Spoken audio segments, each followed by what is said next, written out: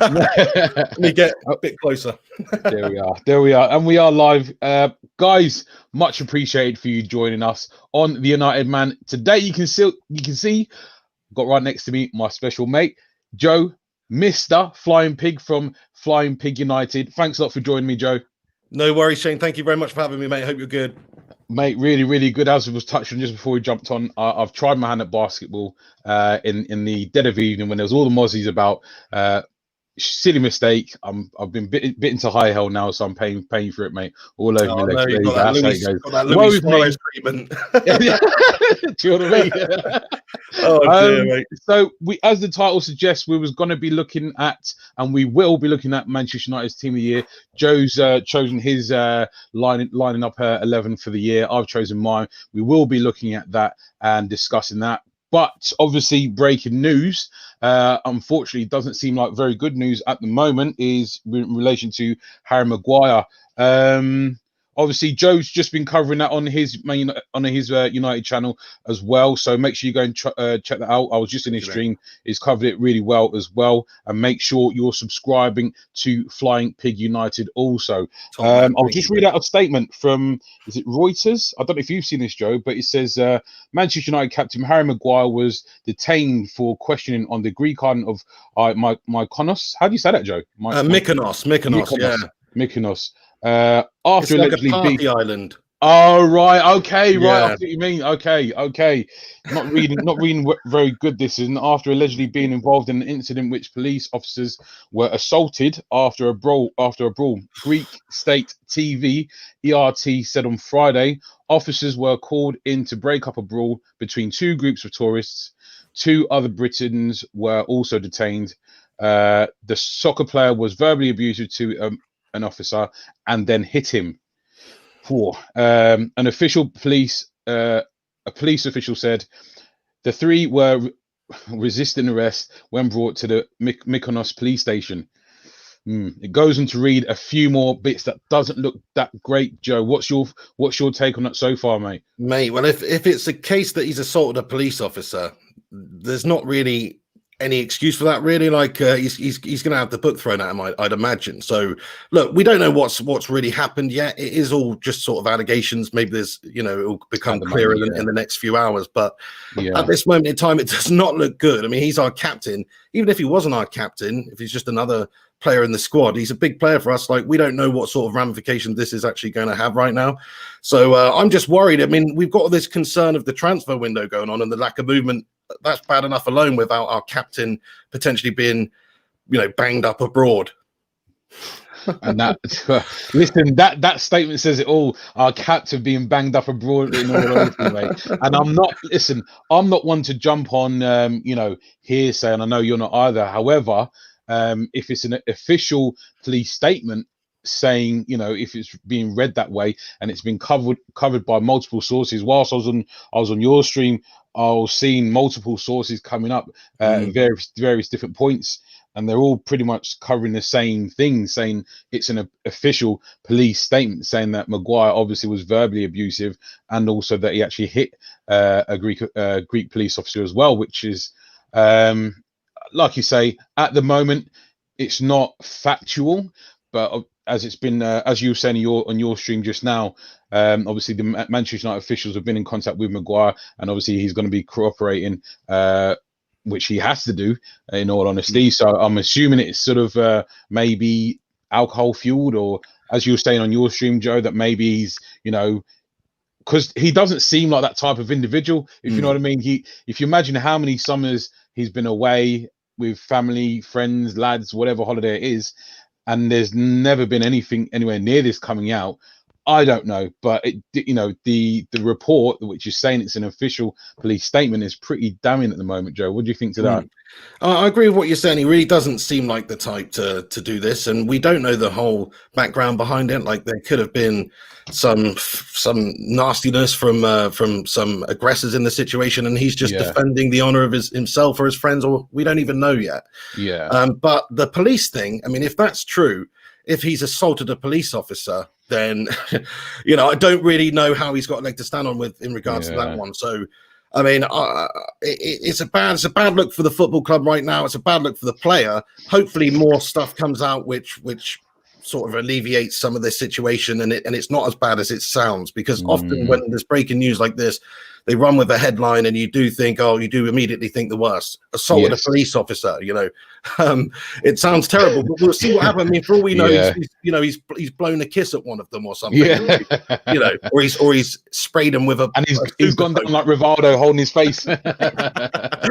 Exactly. So I'll wait. I'll reserve my judgment really until more comes out, but it's definitely not a good look for United and the football club right now. We just do not need these sorts of allegations for any of our players. So I think from a professional point of view as well, like, I understand if he's backed into a corner, but he's gone to a party island when half the world's still in lockdown. I don't think it's the most responsible of behavior to put yourself out there in that situation right now. Anyway, I'm going to be totally honest. So very good point, Joe. Yeah, I mean, that's not a good look, is it, realistically? And that's a really, really good, valid point there. As even if he's just a Manchester United player, he needs to be representing Manchester United in the best light. But as it's a worldwide lockdown, and he's gone out to what is well known as a party island, and he's gone out with whatever intention, none of our business. But the fact of the matter is, he is a Manchester United player, and he is Manchester United club captain. So, that holds a lot of weight. And if he is indeed, not showing the club in the best lights, doesn't bode well for him. And just to touch on a point that was on your stream, Joe, was where I've seen some of the comments where someone was saying maybe I don't want to say an opportunity, but it may be the sort of the starting blocks of getting, him no longer being Manchester United captain, and it being led towards Bruno Fernandez. What's your take on that, Joe? Yeah, I mean, look, to be honest, I do think Bruno Fernandez is a better leader anyway out there on the pitch. He does that regardless of having the armband, though. That's another point that somebody made in there. But I do think he's the prime candidate to be the captain at United anyway, just with how he leads and orchestrates out there on the pitch, and his character. And we saw that the other day in the Europa League semi. He's barking at the players. He's pointing where he wants everyone to go. He's leading everyone out there anyway. So to me, he should be the captain anyway. But like, stripping Harry Maguire is all dependent on what really comes out in this one, I think, because I don't think it'd be good for the player. I don't think Solskjaer's the type of guy to just strip Harry Maguire and give it to Bruno Fernandez willy-nilly, like you say. Maybe if there's good grounds for it, like he's assaulted a police officer, then yes. But if this hadn't have happened, there's no way I don't think that Bruno Fernandez gets given the armband ahead of Harry Maguire, just because he's already, like you say, the established club captain, and it'd be a bit of a knock on his confidence if Solskjaer just stripped him of it. But of course, like you say, if this is true, this is the perfect opportunity for Solskjaer to do that. And Bruno, the only reason he's not the captain, I think, is because he came in January. At the end of January, Harry Maguire came in the summer. That to me is the only real reason why he's not the captain now anyway. So that would be a great opportunity for Ole Gunnar Solskjaer to take the captaincy off Harry Maguire without any hullabaloo, without any ill feeling there. He's got good grounds. You can just say to the player, look, we can't have you being the captain and representing the club after an incident like this. So we've got to take it off you, mate. That's what he's really got to do. It's not a long drawn out saga with lots of bad feelings. It's going to be an easy transition. So that is the only good thing I can see from this, is that we might end up with Bruno Fernandez as our captain instead of Harry Maguire. Would you strip him though? I mean, would you strip him, Shane? Honestly, if it was true, then yeah, I would absolutely, because you've got to be seen as setting an example as well, don't you? Realistically, I can't see how he'd be fined by the club and all that jazz, wouldn't he? But I can't see how he'd come out of this still being the Manchester United captain, if indeed the alleged sort of if the alleged is true. If it's how does he really come out of that? Is the only way I see is, and unfortunately the only way I see this happening is, the old song "Stand By Me," is if Ollie stands by him come what may, for better or worse, which really isn't the right way to go about doing things. You need to be setting an example as club captain. If you're not going to be doing it on the pitch with your performances and your leadership, then you've got to be doing it off the pitch with everything else that you're doing. If you're doing neither, which is kind of the case supposedly at the moment until we find out more details, then I don't really see how we can stay in with the armband, unfortunately. And to your point, Joe, when you've mentioned it may affect his confidence, but like I said, there's got to be, he's got to be accountability attached to whatever you're doing, both on the pitch and away from the pitch, which is, and I think that's right. But especially Ollie, Ollie, I don't know. Honestly, I don't know, because how he was with De Gea after, those massive blunders, and then he still started him in the next game, didn't start Romero. He obviously bottled it again in the Europa League. I don't know. I don't know if Ollie, if it was Mourinho, we know he would. But Ollie, I really don't know, Joe. I really don't know if he will. For me, I don't see how he can remain captain if the alleged is true. But I suppose we can only wait and see at this moment. Well, hello there. How's it going? This is the most fight I've seen from Maguire all season. Like I say, can't really agree with that. Can't really disagree with that. Yeah, that's right. I mean, finally, he's got his, he's got his fighting boot gloves on, because he has been a little bit ropey this season for us. Let's not forget that. This, like, he in fact, he's been okay. I would say he's been okay, but definitely not up to the standard that I thought we were going to be getting. Exactly. So it's a disappointment. But hello there, hello to you, and bunch of legends. Okay. Yeah, I mean, it's just a massive disappointment though, Shane. Like I wanted him to just be a good leader for us out there and a good captain. And we don't know what's happened yet. Actually, see, I'm getting carried away. Like we don't. I know what you're saying though. What's happened. I'm just viewing it in the most negative way possible because of how it sounds on the face of it. Maguire assaulting Greek police officer. It really sounds quite terrible, doesn't it? It does, but really. We don't really actually know what's happened yet. For all we know, he could have been defending himself from like police brutality or something. Who knows? Who knows? But then that being said, that could only be disproven by maybe video evidence, because if it's a police report and there's multiple of the police saying that this, he's assaulted us and whatnot in an alcohol fueled enragement, we it wouldn't look good for him either way. I think he's had one too many Kios, eh? Yeah. I don't know if you know that Greek lager. It's pretty tasty. Yes, mate. I do. I do all too well, in all honesty. But yeah, I'm Uzo. I'm hoping for his sake and obviously ours, all the Man United fans, that it's not, there isn't too much truth to it, or it was Harry Maguire's mate that actually hit the police officer, if anyone was hit, and he was trying to split it up. That's fingers crossed. That's like scenario. The best, because obviously he was there. Obviously there was something that happened. The best case scenario was he was separating it. But let's just but we'll find out more, and I'm sure both you and I will cover it as the more evidence breaks, I suppose. Absolutely, and I would just say to people out there watching, like, don't get too carried away right now. Let's just wait and see what's happened. Let's just wait. Yeah. Assaulting a police officer, maybe he's just pushed a police officer in a heated little argument and it's not as bad as it sounds. So let's just wait for more information to come out. But yeah. Absolutely. Well, that being said, we'll get back onto that should the news require it. But as I did say beforehand, we've jumped on today to try and cover our team of the year. And I feel like this is going to be interesting because obviously there's been some magnificent performances. Obviously, the whole team dropped off towards the end of the season, but that was purely down to fatigue and the amount of games we played. I think it was 61 in total this season. But there's been a lot of good football this season. There's been a lot of encouraging signs going forward as well.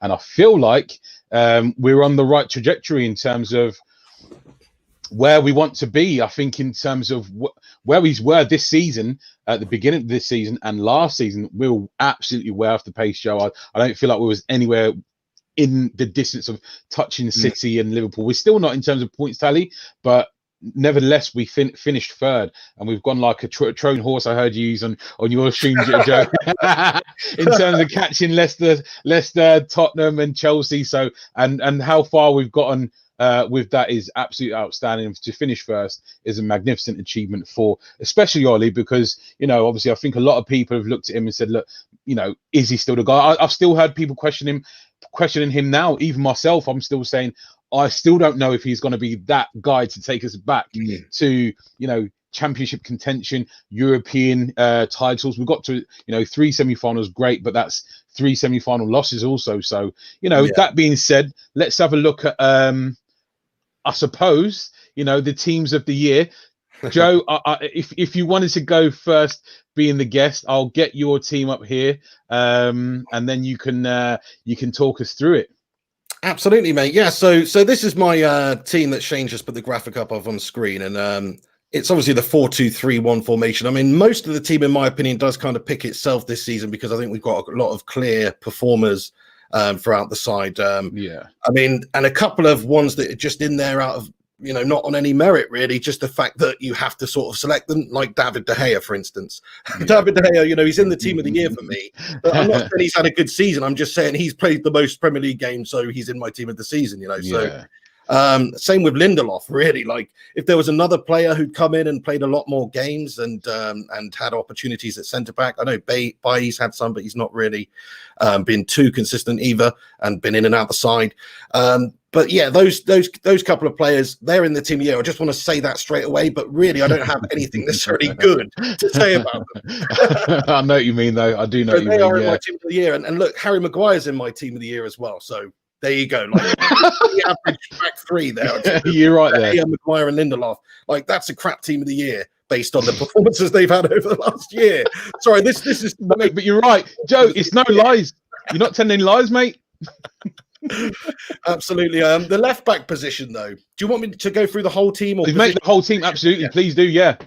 So Luke Shaw at left back. The only other contender for it, obviously, is Brandon Williams, who maybe after the first sort of 6 or 7 games looked like he was potentially going to have a better season than Luke Shaw when we saw him earlier on in the season. But he did Victor dwindle off a little bit throughout the course of the year. Luke Shaw, though, I was very impressed with his turnaround this season. I think he's one of the most improved. I think he's had a good season overall. Ropey start, really good middle. Obviously, we've missed him like quite a lot at the end of the season. Yeah, good point.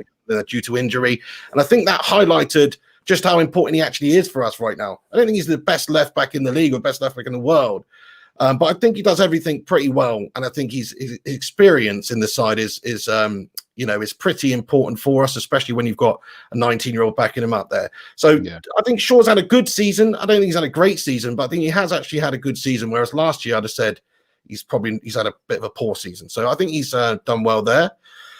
Aaron Wan-Bissaka, he gets in my team of the year for the Premier League, let alone just for Manchester United, to be perfectly honest. I mean, people say Trent Alexander-Arnold, but from a defensive point of view, he's my player of the season. He's the most consistent player that we've had for the whole year. Bruno Fernandez came in end of Jan. He's amazing. He's my player of 2020. But the player of the season for me, for United, is Aaron Wan-Bissaka. He made a mockery of that £50 million price tag. Looks like absolutely the player that we're getting. His defensive stats, unbelievable. He's just always constantly performing. There might be 3 or 4 performances throughout the whole entire season I can think of where he's not put in a good shift. But that is a tiny amount of games when, like you say, we've played, 61. I don't know how many Aaron Wan-Bissaka's played in all competitions, but he's pretty much been a stalwart in there because we don't have the depth in that position at all. So yeah, Aaron Wan-Bissaka easily the right back of Manchester United this season, unless you think it's Dalot.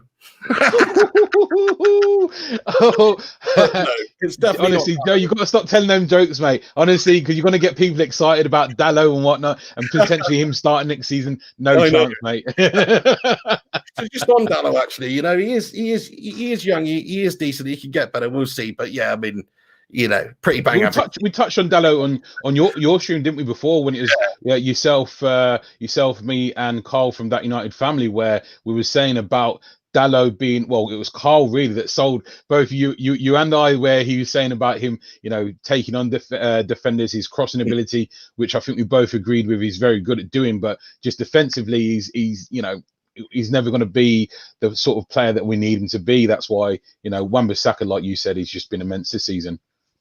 Yeah, I'd keep him around the club next season. I wouldn't sell him right now, Dalot, because he is young. I mean, what is he, 20 years of age? He's still got, still young. Still got a lot of progression and a lot of improving to do. And that can happen with players. Like, I mean, look at Serge Gnabry. I think Arsenal sold him for £5 million. Yeah. Yeah. You know, I mean, and now that he's developed and turned into a really good player, they basically sold him for $5 million to give Iwobi more game time, you know. So these things can happen with a player, especially at that age. Like, they're still developing as professionals, they're still getting that experience. And Dalot offers us something different to Aaron Wan-Bissaka anyway. Like we said, he's better attacking, whereas Aaron Wan-Bissaka is just a defensive piece. But yeah, he's my right back in the team of the year. No worries. The two in midfield now, this might surprise and anger a few people, to be perfectly honest, that there's no Paul Pogba in there, because I do think Pogba's had a good season for United this year and improved his position in the side from where he was last year with the fans and everything. I think he's just improved everything. Like a year ago, I'd have been quite happy to see him go, but now I think he could be quite an integral part of this of this team if we make a couple more right signings. Bruno's come in, maybe taking some of the mantle of the leadership off of him in midfield there, which I think benefits him. So, but a little bit too inconsistent for me again over the course of the season. And I'm looking at these two players, Matic and Fred, and I'm thinking both of them have had more consistent spells within United's team. None of them have had a flawless season. Like, Fred has started the season pretty bang average, but then there was a period of 3 or 4 months where Fred and Matic basically made that partnership in midfield their own. And through those really troublesome winter months that United had to navigate, those were the two that were consistently performing for us in the centre of the park. When Pogba was injured and McTominay was injured, if you guys remember, we had a lot of injury issues in midfield, and it could have gone so much worse for us if Fred and Matic did not step up and perform to the levels that they did. And I think if there's any player that has performed amazingly well post lockdown, it's Matic as well, not Fred. Fred's actually petered off towards the end of the season, but I'm just giving him that team of the year slot because of his few months of really great football that he put in the middle of the season. But Matic, wow, he came back from lockdown a different player, I think. And to me, he easily walks into the team of the year just based on the last 6 months, let alone, the course of the season. He's completely changed his fortunes around, actually, because I did a video with my brother in December, which I only found the audio for recently, and I just listened to it back. And we were talking about Matic, saying that he's basically dead wood. Yeah. A lot of people, honestly, I think a lot of people had that opinion of him in I did. November, December time, because towards the last part of Jose Mourinho's time at United, and certainly the first bit of this season, Matic was just crap, wasn't he? He wasn't very good at all. We thought he was finished at his age, really did think he was finished. So he deserves so much credit. He gets in my team of the year for coming back and being one of the most impressive performers for us post-lockdown. And to me, Fred and Matic, they're actually a good partnership in midfield as well. I know Matic and Pogba has been excellent post-lockdown in a bunch of games. But look, Pogba's just gone missing in one too many games for me, unfortunately. That's why he doesn't make it into my side. So maybe a bit controversial, but Fred and Matic's the midfield for me. I would, you know what? I wouldn't say it's controversial. I mean, it is because people will say just go off raw ability. But the reason I'd say it isn't is purely because of when you're looking at performances, though, as you said, rightly so, when you're looking at consistency over the whole body of the season. I don't think too many people can actually argue with that realistically as a sort of an informed decision, in all honesty, Joe. So I think, it's a good choice. Thanks, but yeah, I mean, I could see why people would want Pogba in there, like you say, on raw ability, on his day, he's one of the best in the world. Like, who would you rather have, 100% performing Paul Pogba or 100% performing Fred? Like, it's not even close, but consistency over the course of a season, I think Fred was more consistent than Pogba. So I'm just going to say that, even if the last few months were not very good from Fred. Yeah. And then I think the rest of the team, I mean, look at the rest of the team, it basically picks itself.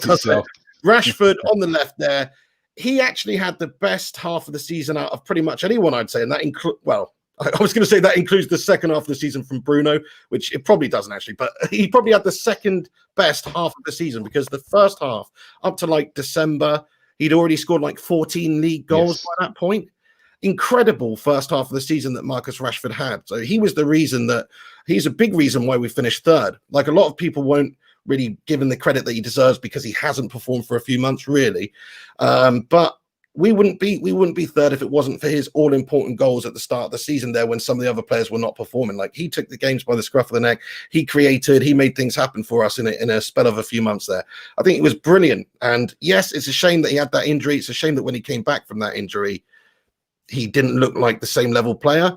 But this lad's still young. He's getting better. But over the course of the season, I still think he's had a very good season. He finished the season with 17 league goals, the same as Tony Martial, who's playing at number 9. Yeah, That's damn respectable. And actually, when you bear in mind 14 of them were scored before Christmas, like, it goes to show you the sort of night and day season that he had, really. yeah, But absolutely. even so, I mean, there's nobody else, is there, that's going to get in that left wing slot, I don't think. No, no one there. Than Marcus Rashford. And then on the other side, Mason Greenwood again picks himself there, really, because the season that he's had just been incredible for somebody, well, not just for somebody his age. I was going to say for somebody his age, but no, for anybody really making their sort of first debut season. He's had a brilliant season. He's completely cemented himself in that right wing position right now for us as things stand, until we maybe sign Sancho or whatever. But, yeah, I mean, Daniel James came in, had an amazing couple of months, actually, Dan James, at the start of the season. People forget him and Aaron Wan-Bissaka were our most consistent performers for about 2 months. Exactly. Yeah, absolutely. So it's not like Dan James isn't in with a shout, but 2 months doesn't get you into the team of the year. Greenwood, since he's been used as a substitute coming on in games, he forced his way into the side. He's always impressed, whether it's been from the bench as a 17-year-old or after lockdown when he's come back and looked physically better and been given that role by Oli Solskjaer on the right. He's always delivered. So yeah, he gets in my team of the year, no problem at all. Mason Greenwood, pipping Dan James to the position. I love that, mate. And then I can't wait to see your team, see if it's different to mine. But the man in the middle there, or in the CAM role, it has to be, of course, Bruno Fernandez. We don't even really need to talk about it. Really. The one and only Bruno Fernandez. That's right, our Portuguese Magnifico, because he has been magnificent since coming in. He's the difference maker for United. He's another big reason why United have finished in the Champions League spots. Of course he is, because of his goals, his assists, but also his mentality. We're talking earlier at the start of the show about potential captains, and he definitely has been the leader within United side since he's come in here. Since the moment he came in, really. And it's quite difficult to be that character when you're just coming into a huge club like United. So he's got some cojones on him, that guy. Like, he really does. Because just to come into the side and have that confidence to sort of just, lead by example, to orchestrate things in the middle there. He's just been amazing. He's had an incredible season. It's the signing of the season for me from any team in the world. When you factor in the money and the impact that he's had, it's a ridiculously cheap price that we ended up paying for him, to be fair. Might have taken us an extra bloody 6 months to get it done, but it was a good price we paid. He's overperformed. He's made a mockery of that valuation as well. And yeah, his stats don't lie. So look, Bruno Fernandez, long live the king, because I think yes, indeed. We talk about King Cantona being that catalyst. I see Bruno Fernandez being that same man at United for the next 6-7 years. I think he's going to be the catalyst. So Bruno Fernandez gets in my team this season for the Premier League as well, but he's also in my team of the year for for Manchester United. 100%. What a man! What a man, what a man, what a man, what a mighty good man, eh? Just like our other mighty good man up top there, yes, Tony Martial, who gets the nod there. I mean, again, there's not that much choice really with players in this side. So this was actually, for me, this was a very easy team of the year to pick, because there's just not that much choice. Like Tony Martial at number 9, it kind of has to be him. He scored 17 goals. He had a really good second half of the season as well.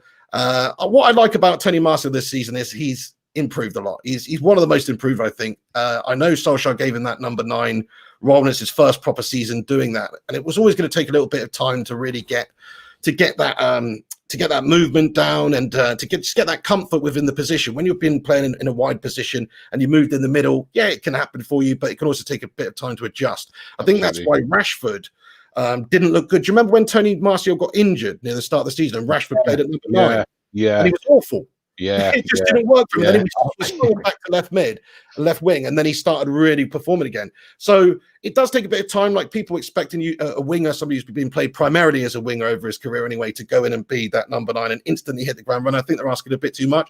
But if you look at his progression over the course of the season, certainly finishing the season strong. I mean, some of the games towards the end of the season, he's absolutely running the show up there. So I think he's had a great season. 17 goals. I hope he gets closer to 25 next season in the league, though. I think he needs to get 20 plus goals. If you're going to be United's number 9, I don't care what season it is, you've got to get over 20 plus goals. So he does have to improve a bit more, but he's one of the most improved in the side, I think. So shout out to Martial. He gets my final position in the team of the year.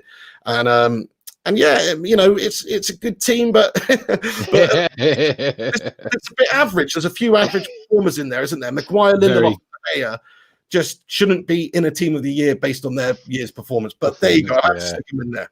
Well, that's very interesting because I want to show you some of the comments on here as well. Your favorite, where's Lingardinho? Disgrace to the team. Yeah, that. Listen, because we've had this on your channel before, haven't we, about Lingard as well, and who we should sell or keep. And Lingard was one of the ones you definitely wanted to get rid of, wasn't he?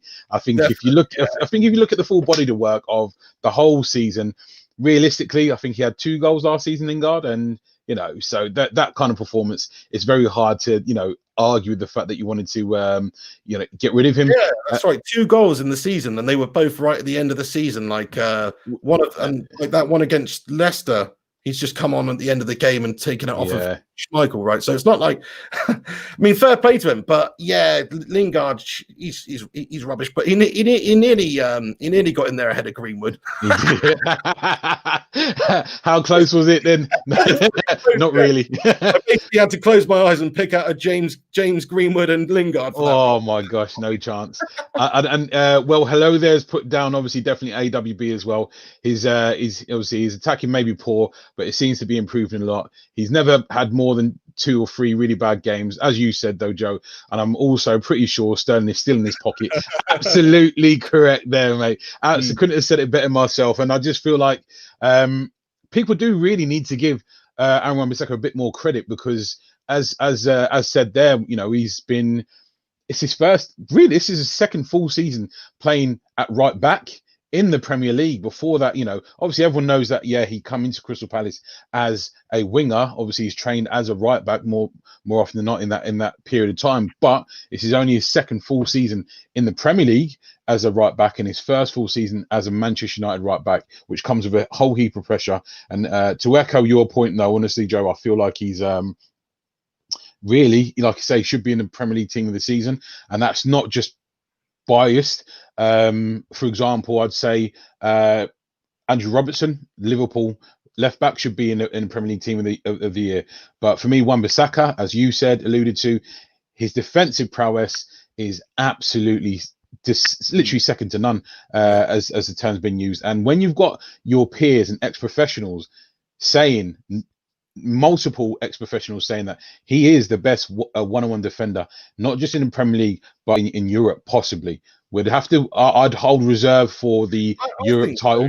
So, until next. A one-on-one defender than Aaron Wan-Bissaka at the moment. The stats don't lie. Like one-on-one, try and get past Aaron Wan-Bissaka. I mean, people have done it, but it's not easy. It's not easy. Well, think about it. When people have got past him, like Raheem Sterling did get past him, he used them long spider legs to somehow hook his leg around him and win the ball when Raheem Sterling's gone past him. But he's that quick as well. I think his only major flaw is his aerial ability. I've seen him a few times sort of get caught out a little bit aerially. But again, he's 22, got tons of time to improve. He is getting better going forward as well. But that brings me, is a funny comment by my mate Draco.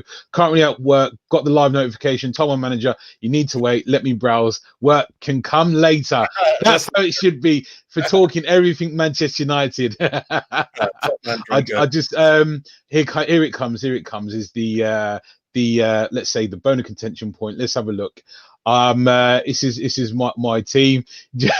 As Joe sits forward, I've got Dean Henderson in goal. He's still a Manchester. This is purely and simply absolutely reaching. This is, mate. Honestly, I just couldn't bring myself to put De Gea in the team of the season. Honestly, you can't pick Romero, obviously, through lack of games.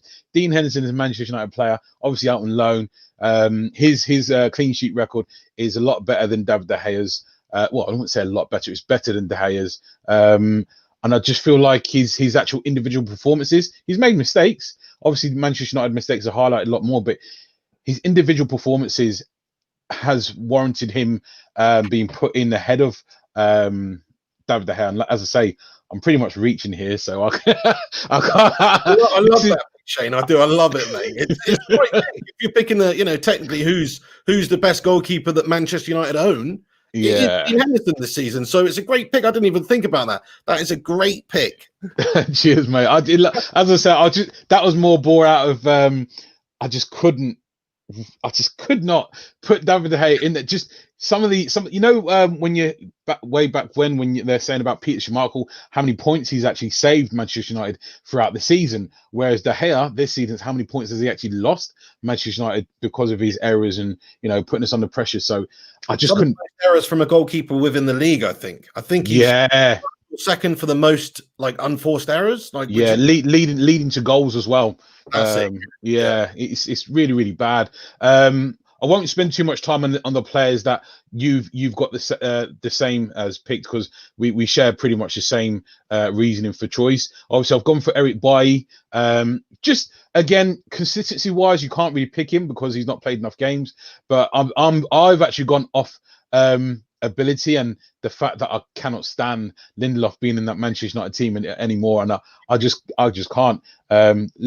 By his first game back against Chelsea after he's been injured throughout the whole season, he came in and looked like he hadn't been away, and then he didn't start again after that for a very long time, which I couldn't really understand why.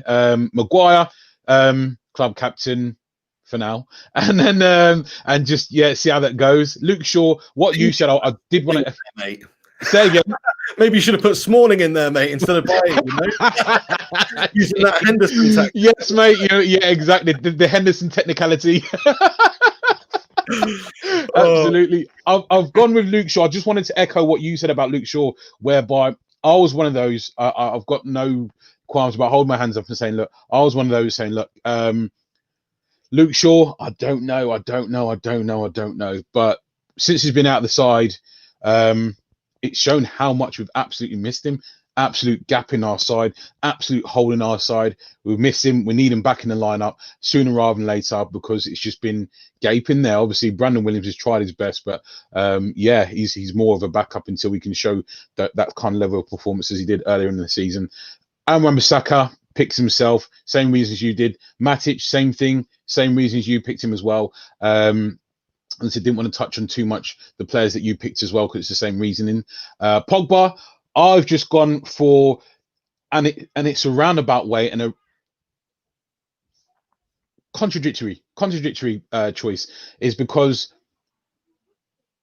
when he's coming to the side, when Fred's been on the pitch and McTominay's been on the pitch, and it's been Bruno and Pogba off, as opposed to when Bruno and Pogba are on, the golfing class is, in my opinion, like that sort of like the term you use, night and day, when you got Bruno and Pogba on a pitch as opposed to McTominay and Fred. But I completely agree with what you said about Fred earlier, whereby he's been really, really consistent. But just since Pogba's been available and Bruno's been here, the difference in those two, I just find it hard to ignore in that kind of way. But easily, as you said, it could have been Fred as well, based on his consistency and leading up to that period before Bruno came in and Pogba came back. Bruno, enough said. He's got to be in there. Again, echoing your sentiment, Premier League Team of the Year as well, along with Aaron Wan-Bissaka. Rashford, listen, a lot of people are comparing Rashford to Mbappe, and I was always like, you can't really put them in the same bracket. Mbappe's sort of like, they sort of burst onto the scene same sort of time, but Mbappe's sort of like made a bit of a separation. But from the beginning of the season until his injury, I was like, wow. He was just really, really surprising me. And I couldn't wait to see him play game in, game out. And there was a period of time when Martial was out the side for injury, where we were just purely reliant on Rashford, and he was delivering. And like you said before, obviously he had 14 goals as well. So we just need to see him come back to that sort of that form. I actually think we played him too much. Was like an Mbappe, quality season. It really was the first half of it. So, but I hear you. Yeah, I mean, if we're talking about who's the more progressed player out of them two, you have to give it to Mbappe right now. Yeah. But Rashford, though, yeah, I agree with you, mate. Like the first half of the season, he was our match winner. So yeah, and I was honestly saying, I didn't expect it. I really, really did not expect it. I just thought he was, going to continue as he did last season, but he actually took another step up. But since he's returned from lockdown, I think mentally has been affected with that injury, because it's a lower back, lower spinal injury, and all the twists and turns and jinks that he does, and the power he hits his shots with. He's not taking anywhere near as many shots as he did before the lockdown. Yeah, that's true. You know, maybe something affecting him. I'm not too sure, but Martial, massive improvement, as you said. I was doubting the fact that he could deliver 20 plus goals in a season, and agree with what you said. He's got to be delivering between 20 to 25 Premier League goals a season, along with Rashford, with Greenwood ticking in sort of next couple of seasons, 10 to 15 Premier League goals as well, even though I think he'll get more. On to Greenwood as well. Listen, the kid can be anything he wants to be, and I think he will do. That's the difference. He's a better finisher than, and it's a statement I keep using. He is a better finisher at 18 than Thierry Henry was at 18. So he's probably the best finisher in our team already. He is. He literally I know is. Martial's a good finisher. I know Rashford's decent enough. Decent enough. But Bruno's a good finisher. But yeah, I think Green was probably the, if I had to bet my house on who's going to put a chance in coming across his body, I'm going for Greenwood. Yeah, so completely agree with that, mate. He's incredible. Completely agree with that. And I feel like he's only going to get better. I can't see him getting any worse. He's 18, for crying out loud. This is the new season starts. He's still going to be 18. So I just find it.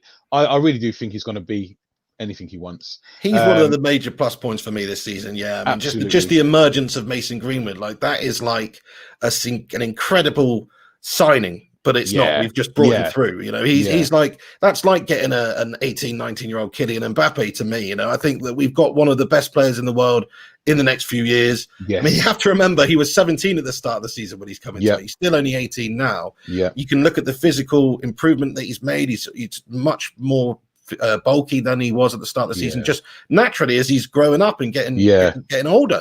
He's not finished growing yet, this lad. No, he hasn't. Physically, mentally, as a footballer, he's not finished growing. So we just need to keep watering him, keep giving him those nutrients, and he's going to turn into an absolutely a beast, flourishing beast. Yeah.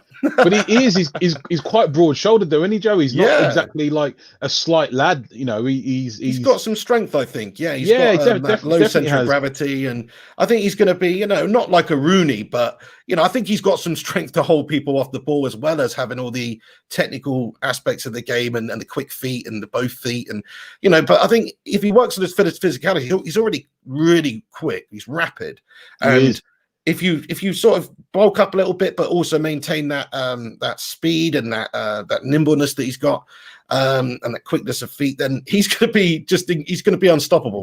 He's going to be I think that's one of the plus points of the season. Bruno, Aaron Wan-Bissaka, Greenwood, Champions League qualification. But yeah, he's definitely one of the main plus points of the season for me. I love the guy. Yeah. Yeah, I do too, and I can't wait to see him develop even more. I did want to touch on just really quickly just some of the fixtures that we've been dealt going forward for the new season. Now, obviously, the lineup's not too bad in terms of we're starting at home, which is great. Obviously, Crystal Palace, Brighton, Spurs, who I think it's a good time to face them whilst we're at home as well. Newcastle, Chelsea. For me, that's going to be. Lampard's putting together a good side, and I think they'll be dangerous next season. Christian Pulisic is very good already in establishing himself.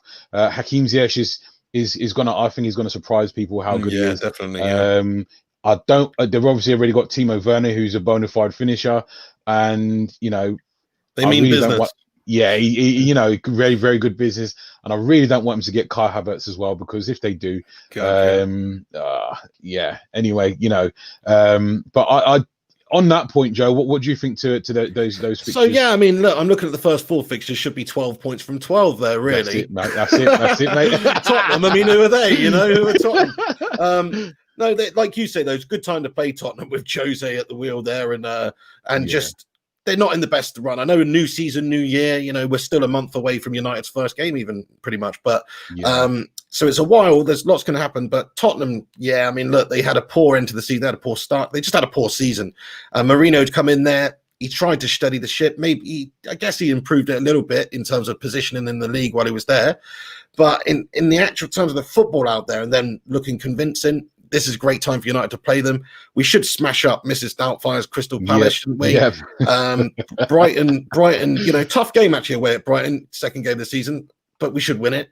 Newcastle United, look, they upset us this season, didn't they? I'm sure we'll be looking to trounce them. The Chelsea one, like you say, Shane, the Chelsea one's the one I look at, even though we're at home there, and worry about it a little bit because they do have some incredible players that have come into the side, already great players that they had like Pulisic. But yeah, I mean, like you say, Timo Werner, that's a great signing. Ziyech, that's a great signing. If they do get Havertz, that'd be an incredible signing. Like they're obviously trying to build something there. Lamps has done really well. I hate to give credit to him, but credit where credit's due. He's done a good job. Just like Ollie's done a good job at United with his signings and his development and where he's finished in the league. Lamps has done that same good job at Chelsea, to be fair, and he has in his first proper, top flight management season. He's done a really good job at Chelsea. Lots of pressure in a job like that. So I don't want to talk about Chelsea too much, but yeah, I'm worried about their signings. I'm worried about the improvement that they'll have, and this is what really annoys me actually, saying about United right now. Look, there's still a long time left of the window, but Chelsea are improving, City are improving. They're all doing it at the start. Look at that fixture list there. You've got, I think after the Chelsea game, I think October is actually horrible. I think we've got Liverpool as well in October, don't we? Yeah. So we've got a horrible October. Like there's 4 games in October which are horrible. And if United haven't strengthened in the window significantly enough before the window closes or before those games, then how are we expecting to really compete with the teams, the champions or Chelsea, who are improving and spending a load of money on top players? Like we would have loved to have Timo Werner come to United, wouldn't we? I would have loved him personally. Absolutely. Young prospect, already doing the business in the Bundes. So I'm gutted that the board and Woodward and these guys haven't got any players in yet. I am, because I see the other teams strengthening around us. I'm not looking forward to those fixtures unless we strengthen. Yeah, because realistically, by the time those games come around, they're having a very, very, very short rest, and then it's getting back to fitness, isn't it? So, in all honesty, they wouldn't have had any rest really whatsoever, because I'm imagining that they'll be given a regime to try and keep some degree of fitness whilst they're away. But I'm quite worried unless we add sort of like, I'm thinking now, seeing us capitulate at the end of the season. No, that's a bit too much strong word, but seeing our form dip quite a lot and our goal scoring, we one goal, 2 goals. Our goal scoring exploits just disappeared. So I'm worried in terms of the squad. We do need to add quality to the squad so they can come in and still be dangerous. We're the only team that really don't have any sort of like quality depth. Do you know what I mean? Yeah, so you're right. It's like top teams. Yeah, look at City and your Liverpools and your Chelseas and stuff. They just signed Thiago, Liverpool. Have they? Thiago Alcantara. Yeah, he's a good player. Have they just signed him, have they? Yeah, 4-year deal. I think it was something like that. And he's 29. And he's the most he'll go in there as Liverpool's most creative midfielder. They've just got a very good unit. If you match our central midfielders against Liverpool's central midfielders, 2 of our 3 definitely trumps 2 of their 3. Do you know what I mean? I agree. Jordan Henderson, he's good. He's like you say, they're a good unit. They're a good team. Like he's good for the team. But yeah, technically he's not as good as, like you say, most of our midfielders. So I agree with that one. It's difficult to say, but I suppose we're gonna be covering that between ourselves as well, though, as as things unfold. We need to get them transfers done. I completely agree with you. Yeah, this is typical United, dragging our heels. Everyone else is making signings before the season's even done, whilst we're just dragging our heels. The depth is the thing I worry about. Shane. Yeah, sorry to butt no. Because like you say, like we don't have the depth there on the bench. But imagine this. Imagine if Bruno did his Achilles, or Bruno's got an injury, or Aaron Wan-Bissaka's got a long-term injury, or like there's some positions in the team where we just don't have the quality coming in there. Never mind just to be able to rotate for all competitions, which we don't have the quality for either. Exactly. But if we have key injuries to key players at the wrong time, we're screwed. So we definitely need more players coming in here. Like, there's no good reason why this board shouldn't be looking at players like Grealish or Neves or Ndidi in the centre of the park, or and getting Sancho done and getting a centre back in, this Gabriel lad or Upamecano or whoever it may be. Like there are players out there. If United spent the money, we could get the players in here. We've already done the negotiations with Dortmund. That's what's really annoying. We've spent the time doing negotiations with them. We're just apart. We want to finance the deal over many years, from what we understand anyway. So it's like we're already taking the time to do the negotiation, but we are falling down on the fact that maybe because of the Glazers' ownership, they do hold us back a little bit. Where look, they're trying to finance everything now. Other teams are going out there with their sugar daddy owners and buying the players right at the start of the window, and we're having to do things a little bit differently because they're operating it like a business. Unfortunately, they're not operating it like an owner who wants to get his little toy performing the best it can out there on the pitch. We've got owners who, you know, I don't want to make this Glazers out or anything like that, but we have got owners that hinder our progression in the transfer window. Don't blame Ole Gunnar Solskjaer for this, folks. This isn't Ollie sat there twiddling his thumbs. Do you think he wants David Brooks from Bournemouth ahead of Jadon Sancho or ahead of, you know, Neves or some of these other players? He doesn't. It's just that's that the maybe reality. He's shopping in this little he's shopping in this sort of area where he's probably got a limit, and he's thinking, right, okay, how do we improve the squad? So we don't even really know what's going on behind the scenes, but it does seem like our owners and Ed are twiddling their thumbs, and I just hope that they get some business done soon for Ollie's sake, because he needs investment. He needs the club to be strengthened to be able to compete with the other teams in the league that are strengthened in this window, and in some cases, like Liverpool and City, were way ahead of us anyway. So which they were, and do you know that's a fantastic point, though, Joe. Honestly, mate, and sorry to keep you, mate, but it's just you see when it comes to this, it's just one of those where it's a fantastic point, mate. We do really need to be able to move a lot quicker when it comes to transfer dealings. We'll have deals there, you know, for example, if you want to strengthen your squad, there's Douglas Costa available there from Juventus for £18 million. Obviously, Pirlo's already come out and said he's not part of my plans. So he's ready to cash in. But, you know, if there is interest there, get it done. Let's not procrastinate. Just get things done. It's not to say that, he's going to come and take someone else's spot in the starting lineup. But guess what? He's got enough quality to bring quality when he comes into the pitch. That's deals like that, you know. There's like you said, there's more than enough deals in and around Europe or wherever else to make happen. But maybe we should do a show on that as well. You know, his transfer dealings as well, mate. I mean, like look at, you know, Arsenal signed Willian off for Chelsea, strengthening that area of their team. Okay, you know, say what about William, but he's got great Premier League experience. I think he's a good player. And then over on the other side, on Chelsea, the reason they've let William go is because they've got Ziyech, so they've improved. So they've got Pulisic, you know, they've got Werner up top there, so they're set at the top and on the wings. But United, we're still procrastinating. We still haven't got anything done. So it really is. It's just very annoying. But we should do something about that, Shane. It's your turn, mate. It's your turn. Your channel. That's it. Yeah, great. You know, it'd be great to have you on my channel again, mate. That video went down well the other day. Thank you for coming on that. Mate. Thanks for having me on the show today as well, mate. Like, absolutely. Thank you for joining us, Joe. Honestly, mate. That being said, mate, I've kept you way beyond I should have done. So time flies. Apologies for that, mate. But time flies when you're having fun. Like I say, guys, thank you very much for joining us. And Joe, special thanks to you, mate, on coming on. Make sure, guys, you're subscribing to obviously Flying Pig United with Joe, and like, comment, and make sure you're sharing this as well. Best way to support the channels. Make sure you go and check out Joe's video as well on Flying Pig United. You've done one just before in regards to Harry Maguire, obviously allegedly assaulting a police officer. But thank you very much for guys joining us, and we shall see you in the next one. Take care, and thank you very much. Have a good one, everyone. Thank you. Take care.